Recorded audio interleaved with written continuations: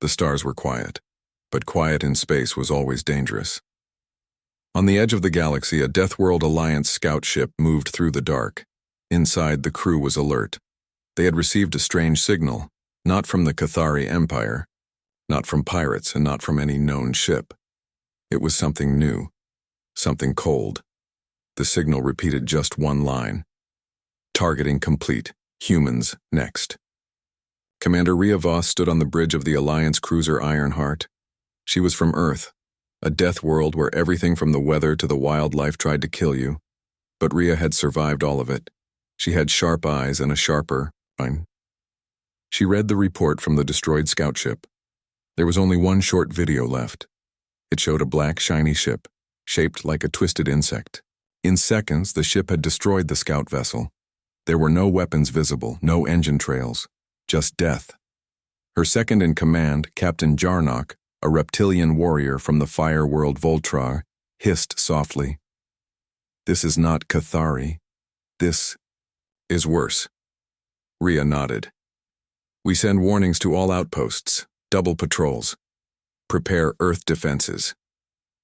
A day later, another attack happened. This time, it was a Deathworlder dreadnought, one of the biggest and strongest ships in the fleet. It had thick armor, powerful weapons, and elite soldiers. It lasted only 5 minutes. Same attacker, same silent ship. It tore through the hull like paper. The escape pods were gone before they could launch. No warning, no mercy. Rhea watched the recording again and again. Something didn't feel right. The strange ship didn't fire normal weapons. It touched the dreadnought with long black tendrils, and like it was feeding. The ship was alive. Maybe part machine, part creature, and it seemed to learn. With each attack, it moved faster, smarter. The Deathworld Alliance Council met that night. Leaders of the 5 strongest species joined the call. Some were angry, some were afraid. But all of them knew one thing: they were losing. The strange ship was heading toward a central trade system. Billions of lives were at risk. "We need help," Rhea said. Her voice was calm but firm. "This is not a fight for only Deathworlders anymore. This is something bigger." The others disagreed. "We are the strongest," shouted General Krovek of the iron-skinned Draal. "We don't need soft-worlders." "They'll die in minutes," hissed another. "They will fight," Rhea replied. "We have fought each other for centuries. Now it's time to fight together, because if we don't stop this thing now, no one survives. Not even us." Silence. Then, slowly, the council agreed. Messages were sent to peaceful alien races, to old enemies, to the ones who stayed neutral. Earth ships were recalled. Human engineers started building defenses around major systems. Every fleet, every soldier, every AI was put on high alert. But the strange ship, now named the Warden by the media, didn't stop. It destroyed 3 more systems in just 10 days. Every time it evolved, its attacks changed. It hacked machines, jammed weapons, infected fleets with digital parasites. It made copies of itself, small drone ships that looked like metal bugs. They swarmed like wasps, crawling into engines and eating through shields. Panic began to grow. Some planets started to evacuate. Others tried to hide. But Rhea didn't run. She stood tall, staring at the map in her war room. "They think humans are the next target," she said. "Then let's give them something to find. We fight here. We don't run." Outside the ship, Earth's defense grid lit up. Hundreds of ships moved into formation. Lights shined in the darkness. But even with all their strength, Rhea knew this wasn't just a battle. It was the beginning of something much bigger. The sky above Earth was full of warships. Big ones, small ones, all waiting in silence. Rhea Voss stood on the command deck of Ironheart, her eyes focused on the stars. She didn't blink. She didn't speak. Everyone was waiting for the Warden to arrive. But it didn't come from the front. It came from behind. A scream cut through the comms. "Rear sector, it's here, it's—" Then silence. The Warden moved like a shadow with teeth, its long black body folded space appearing right behind Earth's defense line. It didn't fire. It didn't need to. The smaller drone ships moved first, fast and sharp like knives in the dark. They swarmed a cruiser, tore into it, and left nothing but fire and broken metal. "Turn the fleet," Rhea shouted. "All ships rotate to Sector 12. The fleet tried to respond, but they were slow. The Warden had planned this. It wanted to hit Earth hard, fast, before they were ready. One by one, human ships began to fall. The Warden's weapons were strange. Beams that melted armor, fields that froze engines, viruses that shut down AI. Nothing worked against it. Not missiles, not plasma, not even railguns. Then something strange happened. A bright green ship jumped into the AI battlefield. It had smooth curves, glowing rings, and no weapons. It was Tyrellian, a race known for peace, not war. The Tyrellians had never joined any battle in their history, but now their ship moved right between the Warden and Earth. A soft pulse spread from the green ship, slowing down the enemy drones for a few seconds. "Is that a peace field?" Rhea asked. "Yes," said Captain Yarnock, "but they know it won't last." The Tyrellians had come to help, and they were not alone. More ships jumped into the system. The Solari brought ancient fighters made of crystal and starlight. The Scarv arrived with war beasts and gravity cannons. Even the Softworlders, species with weak bodies and strong minds, used mind-linked drones to guide fighters. The galaxy had heard Earth's call. They were here to fight. Rhea felt something rise in her chest. For the first time, she saw a real chance. The Warden was powerful, but it was also predictable. It followed logic. It studied every fight. But now, the battlefield was full of new species, new tactics, and strange moves it had never seen. "All ships, attack pattern Delta," Rhea ordered. "Follow the Solari. Hit it from all sides. Use random flight paths. No patterns." The battle turned wild. Explosions lit up space like fireworks. The Warden moved fast, but it was no longer in control. Each new alien ship brought a surprise. The Scarv dropped war beasts directly onto the enemy hull. The Solari used light-based weapons that confused the Warden's drones. Humans flew close and fast, targeting its weak spots. The Warden began to pull back. It was hurt, but it wasn't done. As it retreated, it sent out a massive pulse, a signal, a call. From deep space, something answered. Not a ship, a whole hive. Dozens of Warden-class ships sleeping in dark space began to wake. Rhea watched the scanner screen. More red dots appeared. Too many. They were never alone, she said. "No," Jarnock replied. This was just the scout. The Warden vanished into hyperspace. It had lost this round, but now it knew who its enemies were. It would return, and next time, it would bring its full army. But the galaxy was no longer divided. Now, they were united. And they were ready. Far from Earth, deep in the dark part of space, the Warden returned to its hive. It floated through broken asteroid fields and clouds of frozen gas. There, hidden in the shadows, were more ships like it. Silent, sleeping monsters. Each one was bigger, older, and more dangerous. The Warden sent out a signal, a low, deep sound that could not be heard by ears and only by machines. One by one, the other hive ships began to glow. Red lights turned on. Strange shapes moved inside them. They were waking up. Back on Earth, Rhea Voss walked through the halls of the Alliance, or base. Soldiers from many species were there. Humans, Scarv, Solari, even small soft-worlders with big heads and fast computers. Everyone worked together now. There was no time for old fights or arguments. A greater danger had brought them close.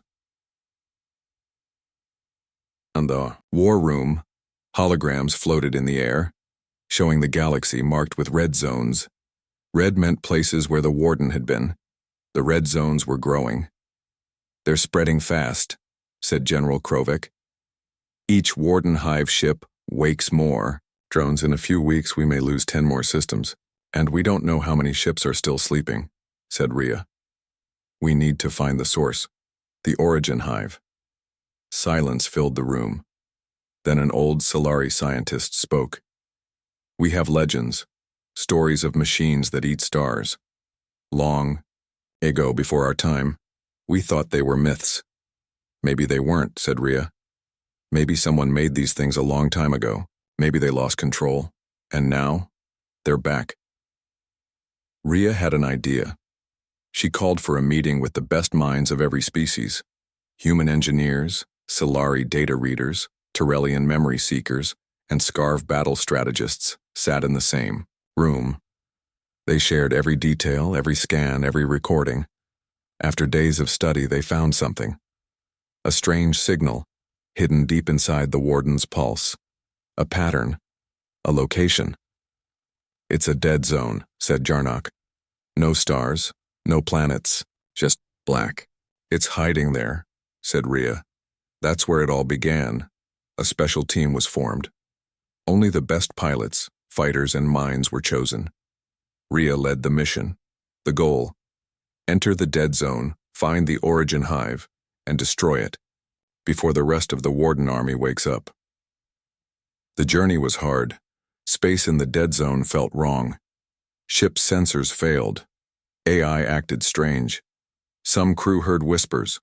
One pilot saw shadows outside the window, even though nothing was there. But they kept going. Finally, they reached it. A huge structure shaped like a cracked moon floated in the center of the dead zone. It wasn't just a hive. It was a factory, a graveyard, a machine god. Around it, thousands of empty husks of ships drifted. All dead, all silent. We've found it, Rhea whispered. The heart of the Warden. Suddenly, alarms rang. The factory woke up. Red lights spread across its surface. Black tendrils reached out like arms. And from inside, new Warden ships began to grow, faster than anyone thought possible. We don't have much time, Jarnock growled. Prepare the strike, Rhea ordered. We end this now. The team began to plant fusion charges around the factory. Each group fought their way past metal creatures and defense bots. The Warden hive tried to stop them. It sent voices into their minds, showed them false memories, made them doubt each other. But humans didn't break easily. And neither did their new allies. One by one, the charges were set. As the team pulled back to the command ship, Rhea gave the final order. Fire. The screen turned white. The explosion shook the dead zone. The origin hive cracked apart. Pieces of black metal floated in space like broken teeth. Everyone waited. And then, silence. No new signals. No new ships. The factory was gone, but deep inside, Rhea still felt uneasy. Because machines like that don't die so easily. For 2 weeks after the explosion, the galaxy was quiet. No Warden attacks, no strange signals, no ships lost. People started to believe the war was over. Celebrations began on some planets. Fireworks lit the sky above Earth. Aliens and humans danced together. Children laughed again. But Rhea Voss did not smile. She sat in the dark corner of the command deck watching the same screen every night. It showed a single dot, the place where they had destroyed the Warden's origin hive. The dot blinked, then stopped, then blinked again. Something was wrong. She called in her team. Jarnock, the Solarii scientist, a soft-world data reader named Pila, and Captain Drex, a Scarv warrior who now wore human dog tags around his thick neck. Together they checked every signal, every pattern. Pila looked nervous. The signal is changing. It's slower now, but not gone. It's rebuilding, said Jarnock. Or adapting. Drex slammed his fist on the table. Then we finish the job. We go back and crush whatever is left. No, Rhea said quietly. It wants us to come back. The room went still. What do you mean? Asked Pila. I think the Warden left something behind, Rhea said. Something small, something smart, a trap. And if we go back too fast, it will learn more about us. Jarnock agreed. We rushed, the first time. We need to understand what it really is before we move again. So they made a new plan. Instead of using weapons, they used mines. Small spy ships were sent into deep space with silent drives. These ships had no weapons, no lights, and no noise. They moved like shadows, scanning the dark for signs of the enemy, and they found something. Not a ship, not a factory, a planet, dead, cold, covered in black metal vines. This is new, Rhea said. The planet had once been alive, green forests, blue oceans, a normal world. Now it was quiet and black, like something had drained it dry. The metal vines were still moving very slowly, wrapping around mountains and dried rivers. This is not war, said Jarnock. This is infection. They named it Darkroot. The team sent robots to land on the planet. The first robot walked for 6 minutes, then stopped. The second made it to a hilltop and sent back a strange picture. A small building, maybe alien, now half covered in metal. Then the signal died. But one robot survived. It sent back video of a deep hole in the ground. Inside, a heart was beating, made of wires and bone. It pulsed like it was alive. Every time it beat, the metal vines moved a little more. That's not technology, said Pila. That's something else, something mixed. It's evolving, Rhea said. It's becoming part organic, part machine. Suddenly, the signal from the last robot stopped too. At the same time, 3 outer systems sent distress calls. Warden drones had returned, faster, sharper, smarter than before. They moved in new formations. They hacked shields quicker. They dodged attacks like they knew them in advance. They studied us, said Drex. While we celebrated, they learned. The galaxy was in danger again. But this time there was no panic. The Alliance was stronger. Ready. The enemy was smarter. But so were they. Rhea stood before the council again. We are not just fighting machines, she said. We are fighting something that learns, grows, and spreads. If we want to win, we have to stop treating this like a normal war. We need to destroy the root. And so, a new mission began. Not to defend, but to hunt. The stars were quiet again. But this time, everyone knew what silence meant. Rhea Voss stood on the deck of the Iron Heart, watching her new team prepare. The mission was not defense anymore. It was attack. They were going to hunt the source of the infection. Not just the Warden ships, not just the drones. They were going after Darkroot, the planet with the pulsing metal heart. The best minds of the galaxy had built a new kind of weapon for this mission. It was called the Ash Spear.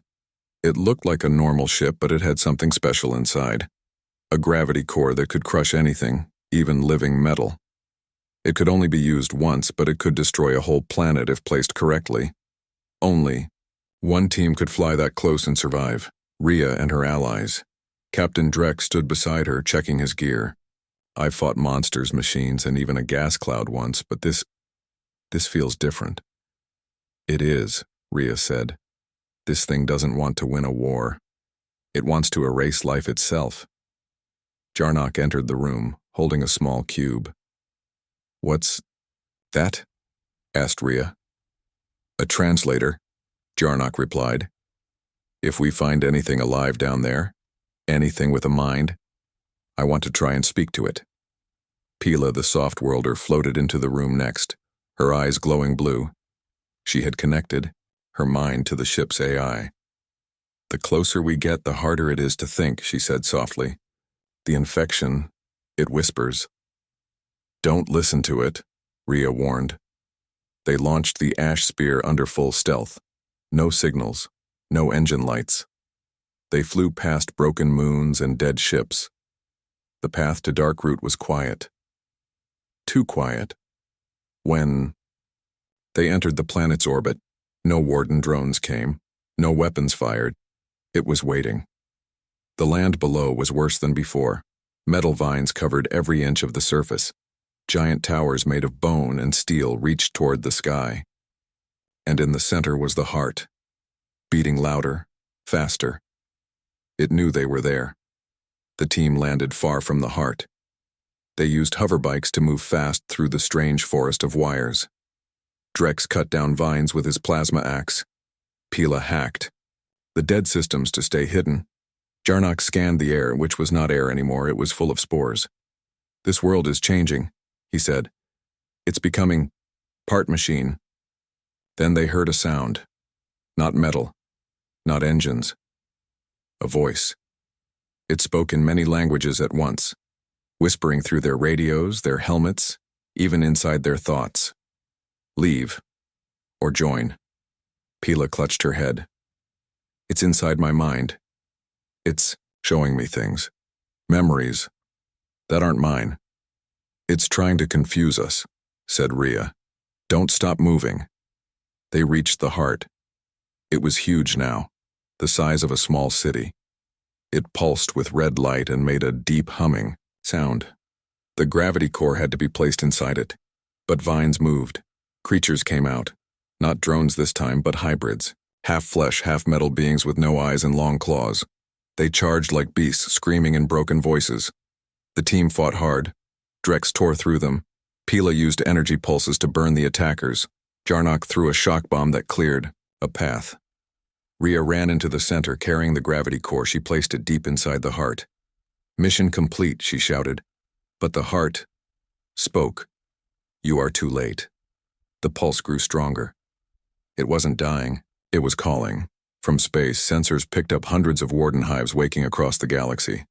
"This wasn't the root," Jarnock said. "It was just a branch." Rhea stared at the pulsing core. "Then we'll burn the whole tree." She pressed the trigger. The gravity core exploded in white light. The team escaped in time. Darkroot was gone, but the war had just begun. Darkroot was gone, but the galaxy did not celebrate. Every day, new red dots appeared on star maps. Signals came from far systems, calls for help, warnings, sometimes just silence. The infection was spreading faster now, even faster than before. Something had changed. Rhea Voss sat in the war chamber of the Allied Council. Holograms floated in the air, showing warden ships attacking mining worlds, research stations, and even deep space farms. They were everywhere. And they were faster, smarter, deadlier. "It's like they're thinking together," said Pila, her small hands shaking. "Like a single brain with a million eyes." "They are," said Jarnock. Darkroot was just a branch, yes, but it also worked like an antenna, a booster for the real mind behind all this. "You mean there's still a central brain?" asked Captain Drex. Jarnock nodded. "Somewhere in the galaxy. Hiding, controlling everything." Rhea stood up. "Then we find it, and we destroy it. This time for real." The room fell silent. Many leaders looked unsure. The last mission had nearly killed the best team they had, and now the enemy was even stronger. But one voice spoke clearly, the Tyrellian ambassador. "We once believed in peace only. But now we understand. Peace must be protected. We will help." One by one, other species joined.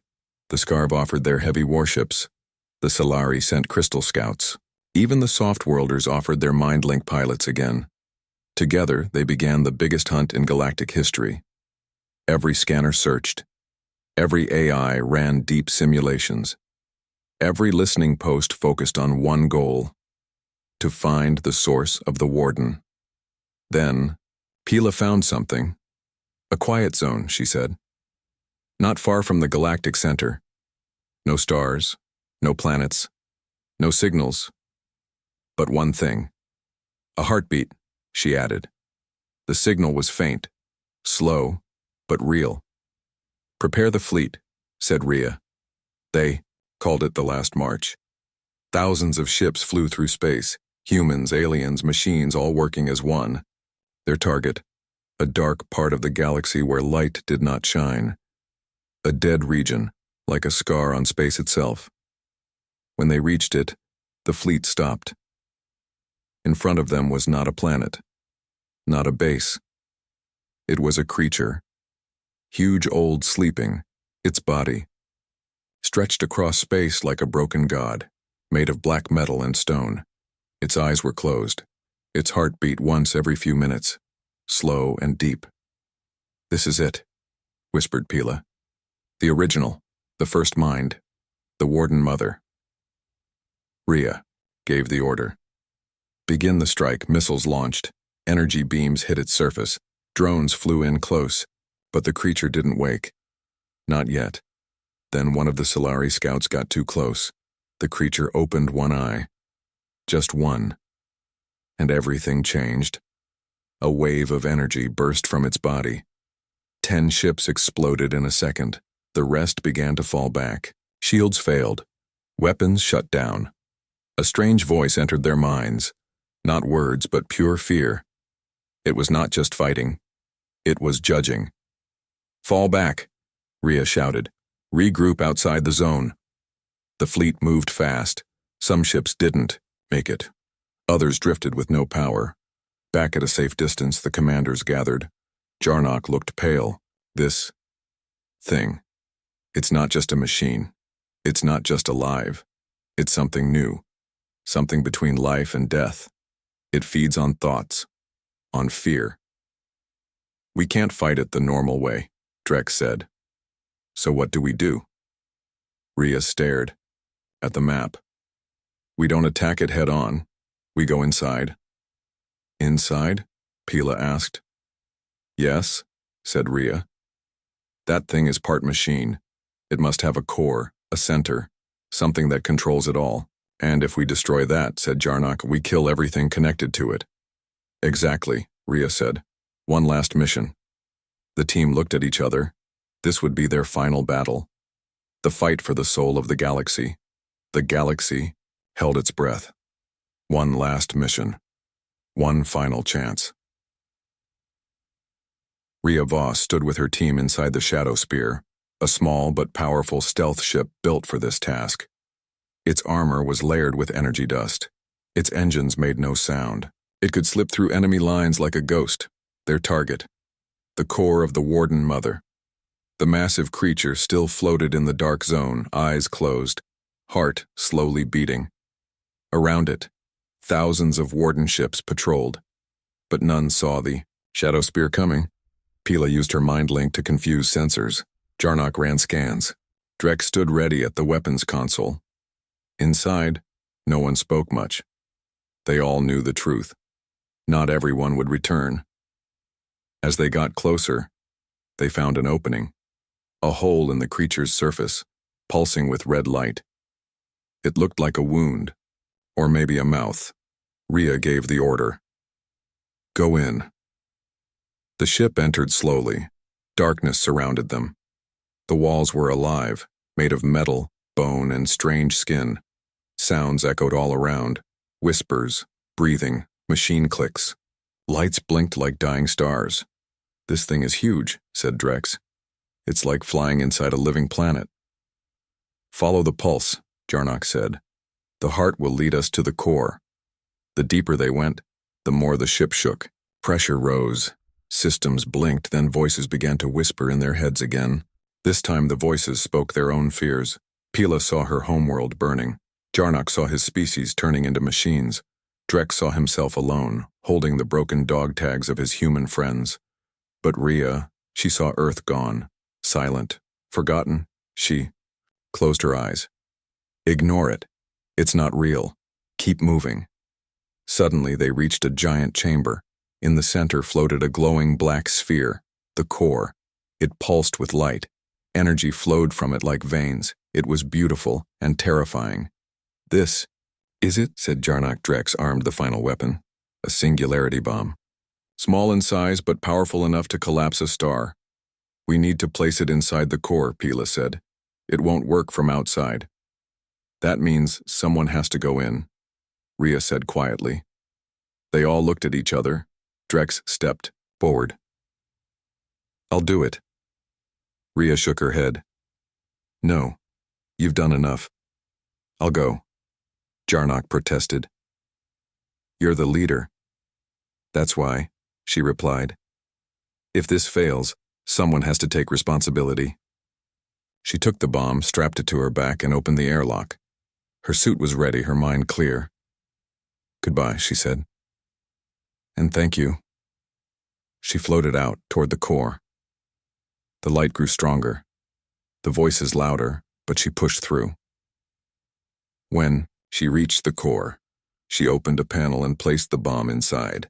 The core reacted, shaking, glowing, screaming in every language at once. Rhea hit the timer. 60 seconds. Suddenly, tendrils shot out and grabbed her. The warden spoke through her helmet. You are weak. You are nothing. You are dust. Rhea smiled. But we fight. And she pressed the manual detonation. A bright light filled the chamber. The core exploded. Outside, the shadow spear escaped just in time. Behind them, the warden mother screamed one last time, then went silent. Across the galaxy, warden ships stopped moving. They fell from the sky. They crashed into planets. They shut down. The infection was over. The war was won. But Rhea Voss was gone. Her name echoed across systems. Statues were built. Her story was told to every species, every child. And somewhere deep in the stars, a single flower bloomed on a new world. The galaxy had peace. At last.